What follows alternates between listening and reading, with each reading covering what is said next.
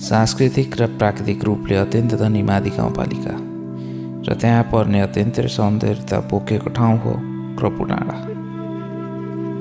पोखराबाट सबैभन्दा नजिक हिउँ खेल्न पाउने ठाउँ krapu डाँडा समुद्री सतहबाट 3000 मिटरको उचाइमा पर्छ।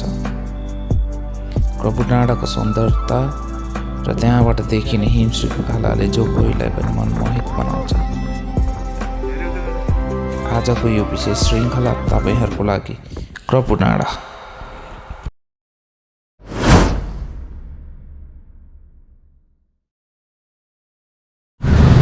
Hello everyone, welcome back to my channel. हाम्रो आजको यात्रा छ ताङटिङ हुँदै krapu डाँडा। krapu डाँडाको धेरै पछाडिको प्लानिङ पछाडि आज फाइनल्ली हामी दुईजना चाहिँ जाँदैछौँ krapu डाँडा। हामी छौँ बेगनस्थालमा र हाम्रो बेगनस्थालबाट हाम्रो यात्रा सुरु हुन्छ। बिचमा हामी केही सपिङहरू गर्छौँ होला, अनि त्यो सपिङहरू सँगै हामी चाहिँ जान्छौँ krapu डाँडातिर। के छ त तेरो प्लानिङहरू केही छ आजको प्लानिङ? अब हामी आज दुईजना मिलेर आज पनि krapu डाँडा जाँदैछौँ। त्यहाँको भ्यूहरू हजुरहरूलाई देखाउनेछौँ, तपाईँहरू हेर्दै गर्नुहोला। ल है त एभ्रिवान, किप वाचिङ। हामी चाहिँ अहिले छौँ ट्याक्कै पानी पन्देरो अगाडि। पानी पन्देरोमा माथि जानको लागि के हाइकिङहरूमा चाहिने केही सामानहरू केहरू किन्छौँ होला। अब चाहिँ we are move forward to त्यहाँ त्यतातिर ल समात्न हेर ल। के किन्छ? मिठाईको लागि यता के त हो? के लिन्छ है त यसले? उता किटक्याट समात्ने, किटक्याट हुन्न? ठुलो कि सानो? त्यो ठुलो समात्न, ठुलो के खाले? दुईवटा समात्न। ओके, अनि जुस साथै अनि जुस गावा जुस समात्ने एरिया। हेरेर गावा जुस। ल गावा दुईवटा ब्यास। अनि अरू के लिन्छ? यो चाहिँ आज मेरो साथी हामी हाइकिङको लागि ट्राई गर्दैछौँ। चाउचाउ बरु चाउचाउ लिनुपर्छ। क्विक लिने हो, क्विक चाउचाउ यहाँ। त्यो बास्केट लिएर आएको भयो भने त्यहाँ छ नि basket.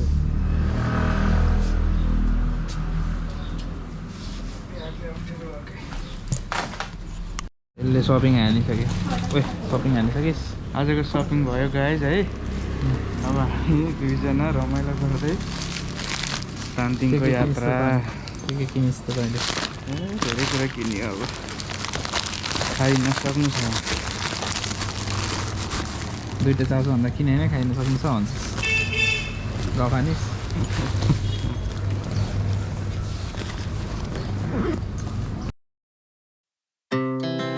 Our hearts beat to the city streets. We began to feel the fire.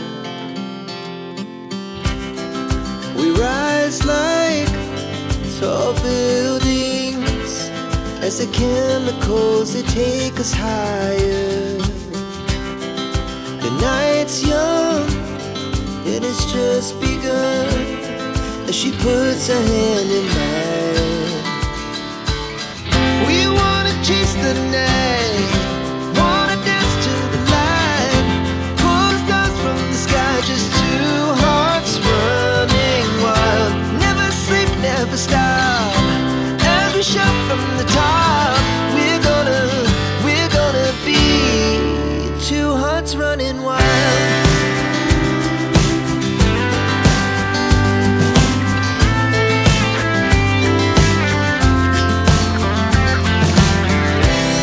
Now the morning is the afternoon. We lay awake in bed. The laugh so loud as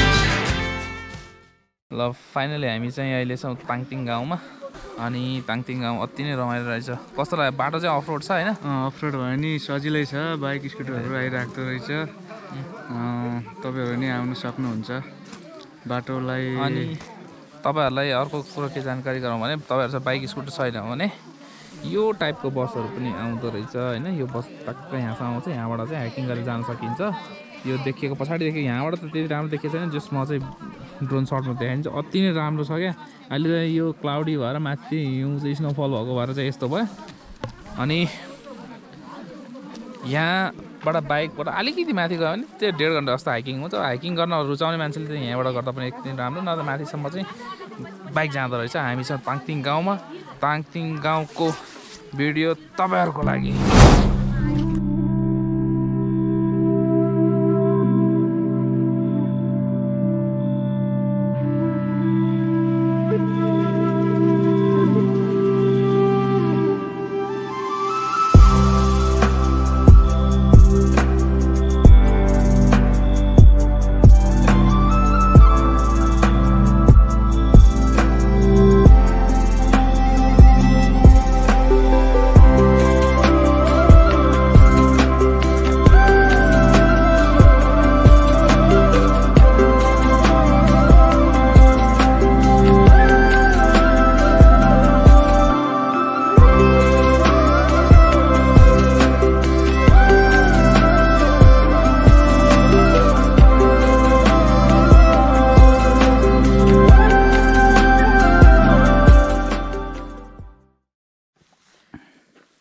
बाटो सोचे जस्तो सजिलो छैन है गाइस अफ रोड हो total double load चाहिँ एकदम गाह्रो छ होइन मैले घरिघरि यसलाई हिँडाल्दैछु होइन सिङ्गल चाहिँ आउन सकिन्छ तर पुरा ग्राभल गरेको बाटो रहेछ त्यही पनि माथिसम्म चाहिँ जाँदैन होइन यहाँ कोजी क्याम्प हो कि के क्याम्पसम्म चाहिँ जान्छ अरे होइन त्यहाँ लगेर टक्क राखेर चाहिँ त्यहाँपछि चाहिँ ट्रेकिङ हुन्छ अलमोस्ट 2 आवर्सको तर ताङतिङबाट माथिको बाटो चाहिँ टोटल अफ रोड छ क्या टोटल्ली ग्राभलिङ गरेको बाटो नट द्याट मच इजी होइन अब त्यही सोचेर आयो हुन्छ आउनुलाई तर फेरि आइसकेपछि भ्यू फेरि दामी छ क्या होइन त्यो चाहिँ हेर्न बाँकी नै छ क्या माथिको भ्यू है गाइज आइज बाटो लास्टै खत्तम छ यता माथि त यस्तो छ कच्ची रोड छ पुरै हिल्लै छ लास्टै हिलो छ चिप्लिँदो रहेछ जुत्ताको हालत यस्तो भयो बाइक पल्ट्यो बाइक पनि यस्तो भयो यार यी ले गाडै यस्तो भयो उक्कियो यार ब्ल्याटै गरेर चिप्लेर पुरै घुम्दो रहेछ बाइक चाहिँ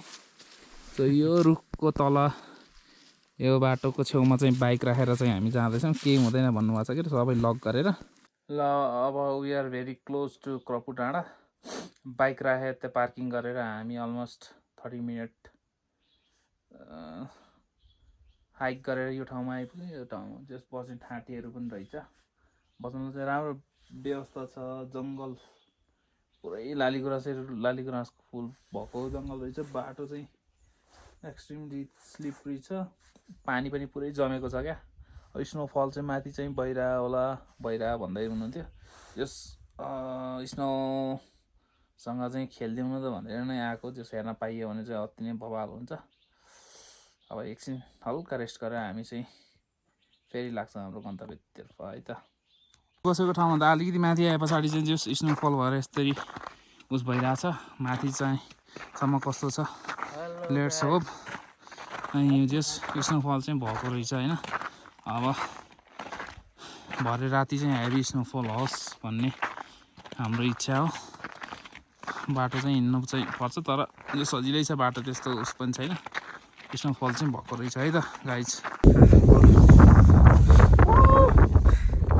धेरै उता फाइनल्ली क्रपु डाँडामा आइपुग्यो यार oh my god it's a heaven यार हेभन कसम यार यो साइड हेर्ने हो भने यो साइड हेर्ने हो भने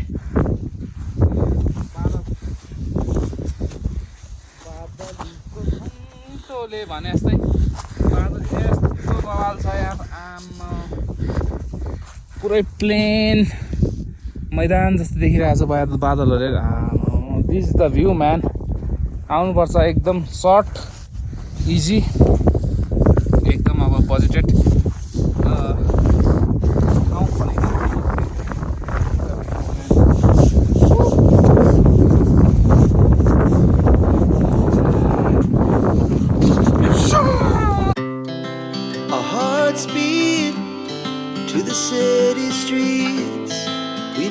begin to feel the fire. We rise like tall buildings as the chemicals they take us higher. The night's young, it has just begun as she puts her hand in mine. We wanna chase the night, wanna dance to the light, pull the stars from the sky, just two hearts running wild. Never sleep, never stop, as we shout from the top. We're gonna be.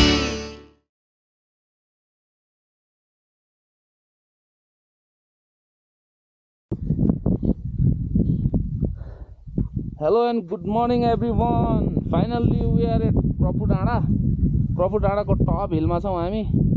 ब्याकग्राउन्डमा sunrise अति बवाल हुँदै आउँदैछ क्या. सनराइजको त्यो time ल्याप्सहरु पनि लिइरहेको छ हामीले.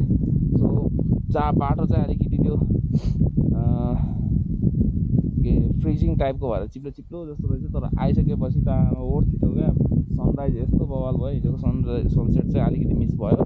अनि यता पछाडि हिमाल पनि अति बवाल छ.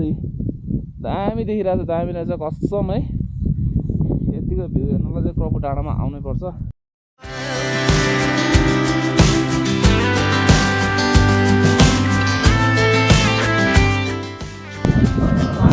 कसम बवाल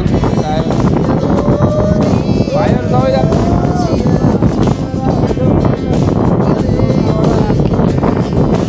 भगवान सबै भाइहरुलाई स्वागत छ. भाइहरु चाहिँ अलिकति लेट गरे कि सनराइजको हेर्नको लागि आउँथे.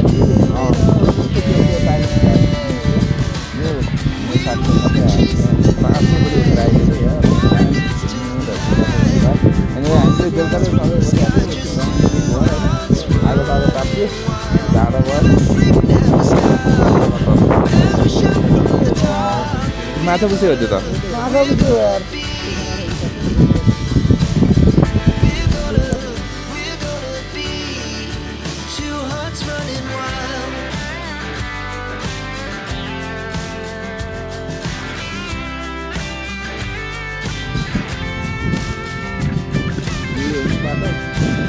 हामीले अब हिँडिरहेको छौँ. अलमोस्ट सनराइजको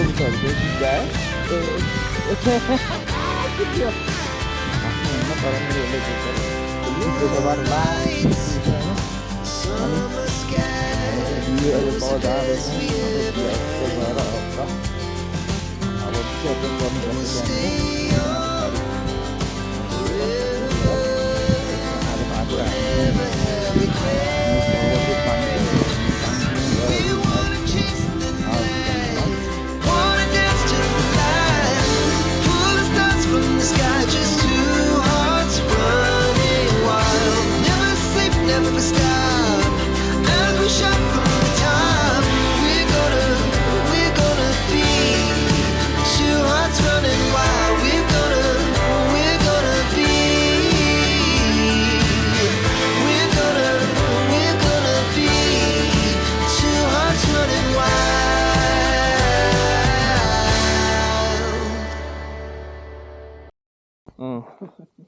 बाटो चाहिँ एकदम टोटल्ली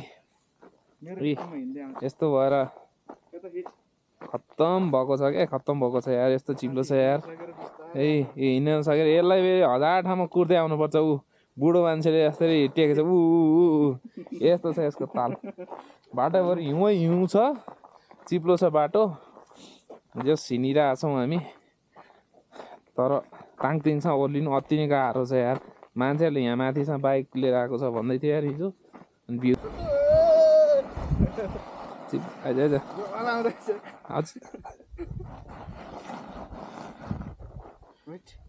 पुरा चिनी लाग्दो हातमा त यार. गाई चिनी हो नि त यो यार. चिनी त घरमा यहीँबाट लैजानु पर्ला जस्तो छ यार. हिउँ परेर हैरान छ यार. कसमै हिँड्न पनि नसक्ने यार. आधी घन्टाको बाटो 1.5 घन्टा लाग्ला जस्तो लागिसक्यो यार. कसम चिप्लो छ यार. माथिबाट तल पुगेला जस्तो छ है. त्यो क्राम्पिङहरू लाउनु पर्ने हो यस्तो होला भने सोचे नै अति नै रहेछ त्यो नभएर गाह्रो भएर आमा पुरै हिउँले धोस्तै छ यार बाटो जे भए पनि यो टाइममा आउँदा हिउँ चाहिँ खेल्न पाइन्छ जोकेर पनि हिँड्नुपर्छ लास्टै छ यार आमा हट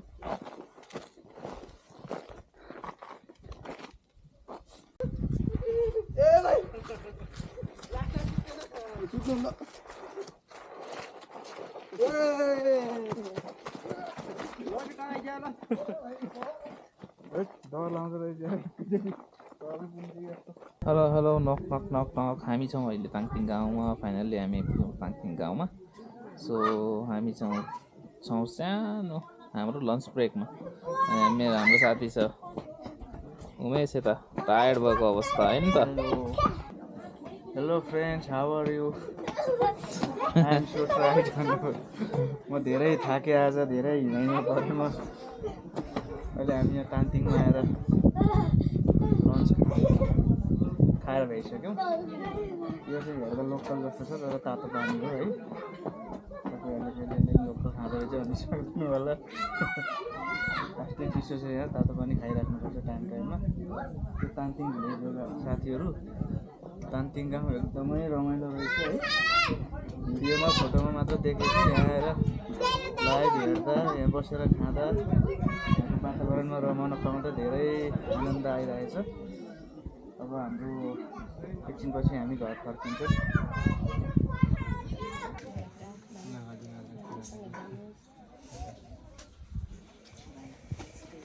शुभयात्रा बाबु है ल एउटा खोल्दा लिनु टिकट नजाने ल हुन्छ ताङतिङबाट राम्रो बिदाइ भयो हाम्रो लन्च पछाडि साथीलाई त टिका सिका तर बस भयो हाम्रो त यसपालि टिका पनि थिएन